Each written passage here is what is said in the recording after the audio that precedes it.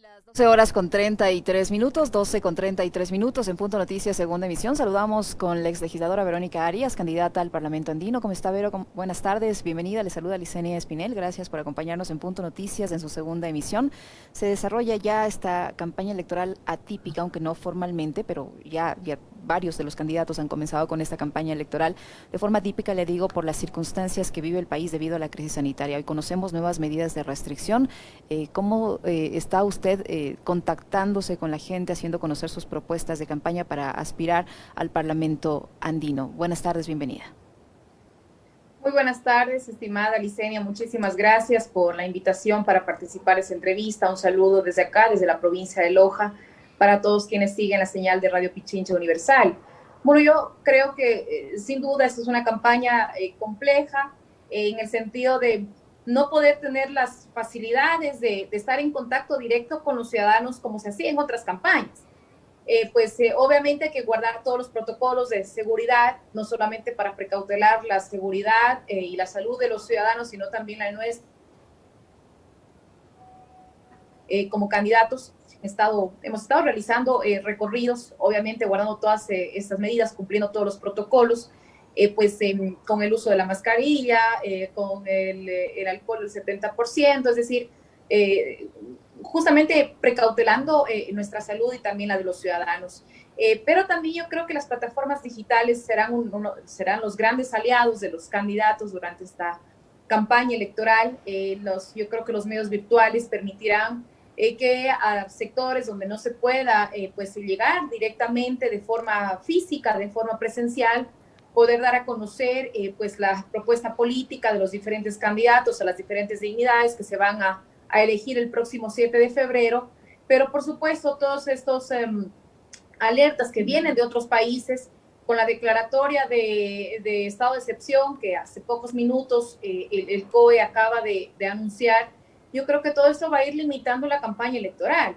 El mismo hecho de que se ponga un toque de queda ya en ciertas provincias del país, en los horarios que ha manifestado el COE, todo eso influirá, pues, por supuesto, en la campaña electoral, pero yo creo que a través de medios telemáticos, a través de entrevistas, a través de Zoom, a través de los medios telemáticos, a través de los medios virtuales, hemos podido lograr ir llevando nuestro mensaje. Pero también hemos aprovechado, digamos, ese tiempo para realizar recorridos,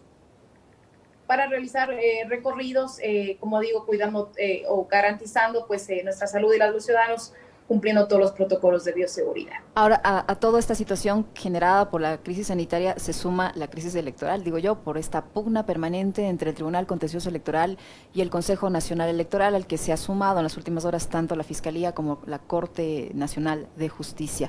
Esto, de acuerdo incluso hasta la opinión de los historiadores, es inédito en nuestro país. ¿Cómo mira usted este conflicto permanente que mantiene la incertidumbre a los ciudadanos respecto a si se realiza o no las elecciones en la fecha que está prevista, al menos en el cronograma electoral? Vea, estimada Licenia, no hemos visto nunca en la historia del país que las instituciones del Estado, y en este caso el Consejo Nacional Electoral y el Tribunal Contencioso Electoral, hagan cálculos políticos y revisen las encuestas electorales, primero para determinar a qué candidato se inscribe la candidatura y a quiénes no. En el caso de nuestro binomio, conformado por Andrés Arauz y Carlos Rabascal, recién, casi 2-3 meses después, terminó el proceso ya de inscripción formal y de calificación en firme, más bien, de las candidaturas, porque fue todo un viacrucis el lograr que se califique y que además estén en firme las candidaturas de nuestro binomio por toda la serie de trabas que se pusieron desde un inicio y la serie de impugnaciones sin sentido que se dieron, impugnaciones que además tienen que ser sancionadas como corresponde con todo el rigor de la ley, porque hay la normativa que establece sanciones no solamente para la organización que plantea estas impugnaciones, sino también para quien lo hace sin ningún fundamento. Yo creo que eso tiene que además ser sancionado, pero también para las instituciones del Estado, cómo se evidencia esta debacle institucional que vive el país y que resulta en esta pugna entre instituciones que además se botan la pelotita entre ellos. justamente por los cálculos electorales que hace y además, como además dentro de las mismas instituciones hay ciudadanos que son afines y de manera directa sabemos que están respaldando la candidatura de Guillermo Lasso. Hay representantes de Creo dentro de esas instituciones del Estado y que han estado pues tratando en algunos casos de impedir, por ejemplo, la calificación de Andrés Arauz y de Carlos Rabascal.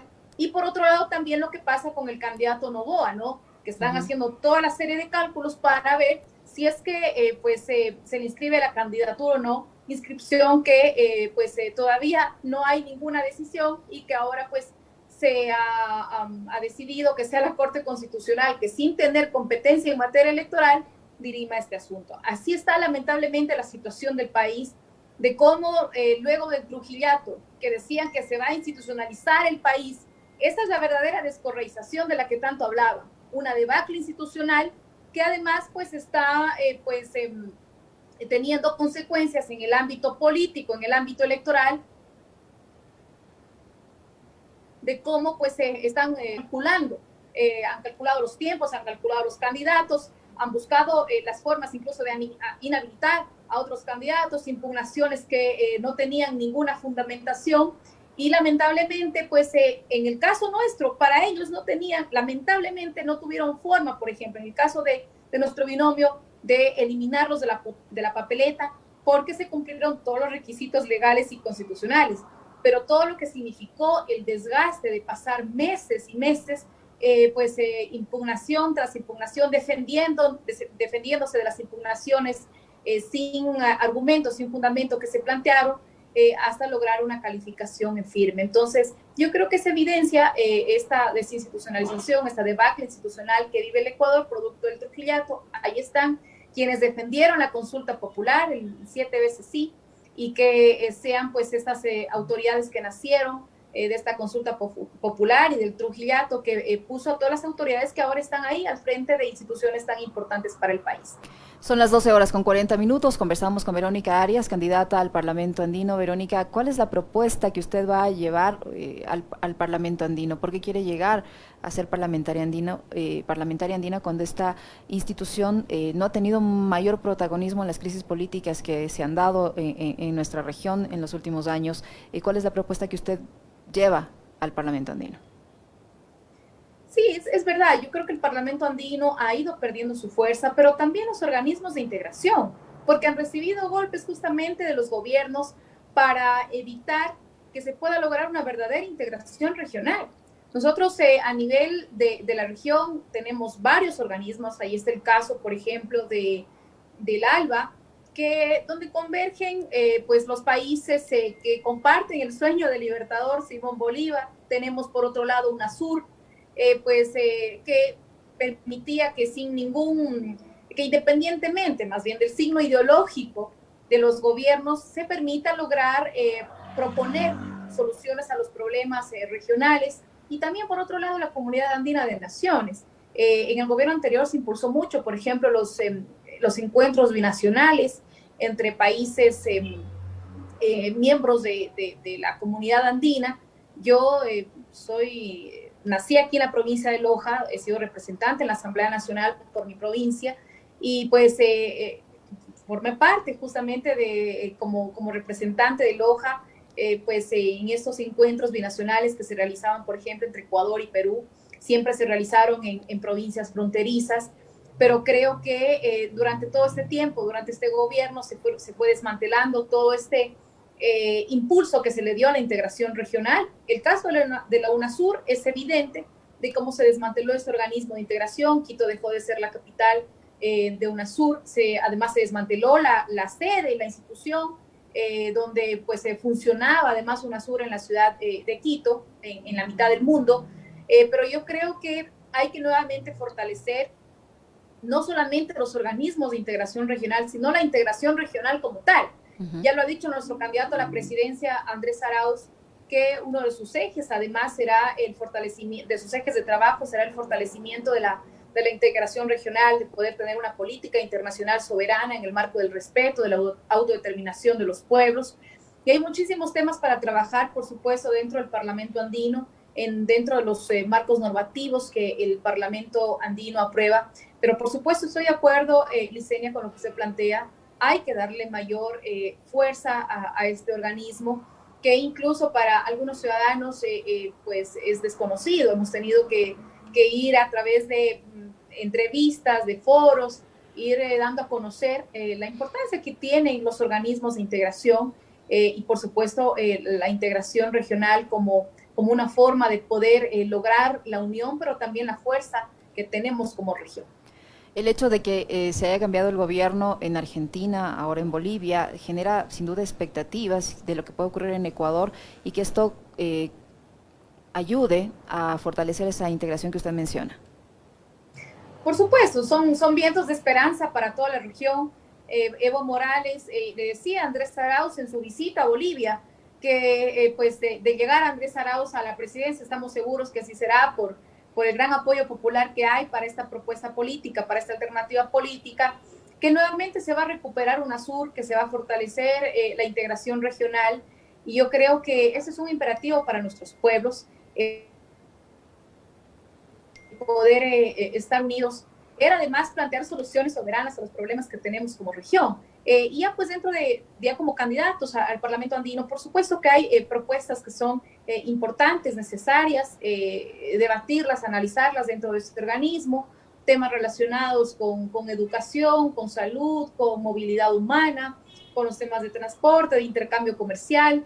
En mi caso, Licenia, es la primera vez que hay una representante del sur del país que está liderando, que preside una lista al Parlamento andino. Loja tiene una vinculación histórica con Perú, y yo creo que eso permitirá además recoger también cuáles son las propuestas, los aportes de la ciudadanía, de quienes habitan, por ejemplo, en espacios fronterizos, de cara a proponerlas dentro del Parlamento andino, de que además hay una verdadera participación ciudadana, cosa que no ha pasado, no se ha dado, una participación ciudadana dentro de los procesos de aprobación de los marcos normativos que realiza el Parlamento andino. Eso no se ha dado.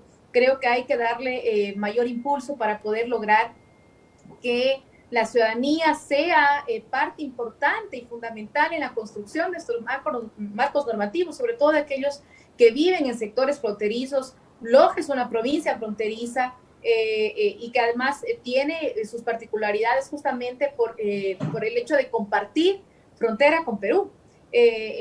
Los mismos temas, por ejemplo, de agricultura, de intercambio comercial, el intercambio que hay, la movilidad de personas que hay en esta región, en estos espacios fronterizos, por supuesto que es distinta a la dinámica que hay ahí versus a lo que se da en otras partes del país. Entonces yo creo que también es importante que se pueda recoger los aportes ciudadanos, y eso lo hemos puesto en nuestro plan de trabajo, de que haya una verdadera participación ciudadana en la construcción de los marcos normativos que se realizan en el Parlamento andino, y yo creo que eso permitirá además que el sentir de la ciudadanía pueda recogerse en ese tipo de propuestas que se debaten dentro de este organismo regional. Muchísimas gracias, Verónica. Le deseamos suerte en esta nueva aventura electoral, digo yo, que logre convencer al electorado sobre su propuesta, sin duda, sobre la integración regional que hace tanta falta ahora. Muchísima suerte y muchas gracias por el tiempo y la información que nos ha proporcionado. Muchísimas gracias, Licenia. Un fuerte abrazo. Igualmente, muy amable, gracias. 12:47 en Punto Noticias, segunda emisión. Continuamos con más.